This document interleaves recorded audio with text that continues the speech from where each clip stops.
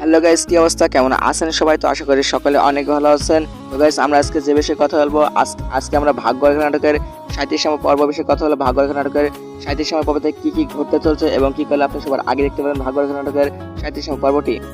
তো সমস্ত কিছু জানিয়ে দেবে আজকের এই ভিডিওটি শুরু করার আগে আপনি যদি আমাদের চ্যানেলে একজন নতুন দর্শক হয়ে থাকেন তাহলে অবশ্যই চ্যানেলটি সাবস্ক্রাইব করে দিবেন। আর আপনারা যদি ভাগ্যরেখা নাটককে পছন্দ করে থাকেন তাহলে অবশ্যই ভিডিওটি একটি লাইক দিয়ে সম্পূর্ণ ভিডিও দেখতে থাকুন। ভাগ্যরেখা নাটকের 36তম পর্বটি গতকাল রাত 7টার সময় সীমারু বেঙ্গলি অফিসিয়াল ইউটিউব চ্যানেলে আপলোড করা হয়েছে। তো যারা এখনো দেখেনি তারা সীমারু বেঙ্গলি অফিসিয়াল ইউটিউব চ্যানেলকে দেখে আসতে পারুন। তো গাইস, চলুন আজকের ভিডিওটি শুরু করা যাক। ভাগ্যরেখা নাটকের 37তম পর্বতে এমন কিছু ঘটতে চলছে যা শুনে আপনিও অবাক হবেন। ভাগ্যরেখা নাটকের 37তম পর্বতে শ্রদ্ধা অনেক অসুস্থ থাকবে আর সে অসুস্থ শরীর নিয়ে রান্নাঘরে গিয়ে রান্না বসাতে লাগবে। এই সময় অভয় এটা দেখে ফেলে সে বলবে যে, শ্রদ্ধা, তুমি এখানে কেন? তুমি অনেক অসুস্থ, তুমি এখান থেকে যাও। প্রয়োজনে আমি বাহির থেকে খাবার নিয়ে আসবো, তুমি রান্নাঘর থেকে যাও। শ্রদ্ধা এটা মানতে পারবে না, কেননা গোটা পরিবারের খাবারকে বাহির থেকে নিয়ে আসা হয়। শ্রদ্ধা অভয়কে বলবে যে, অভয়, আমি এটা পারবো, সমস্যা নেই।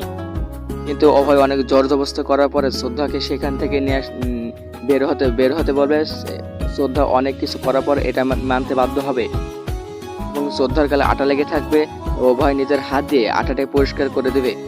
হ্যাঁ বন্ধুরা, এমন কিছু দেখতে চলছে ভাগ্যরেখা নাটকের 37তম পর্বতে। বন্ধুরা, ভাগ্যরেখা নাটকের 37তম পর্বটি দেখতে বুঝতে পারবে শ্রদ্ধার প্রতি অভয়ের ভালোবাসা কতটুকু।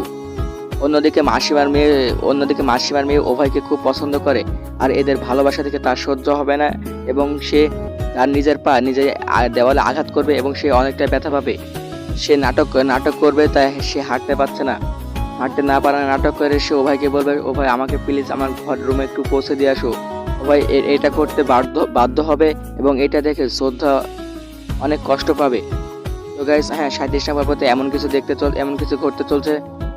37তম পর্বটি আজকে রাত 7:30 সীমারু বেঙ্গলি অফিসিয়াল ইউটিউব চ্যানেলে আপলোড করা হবে।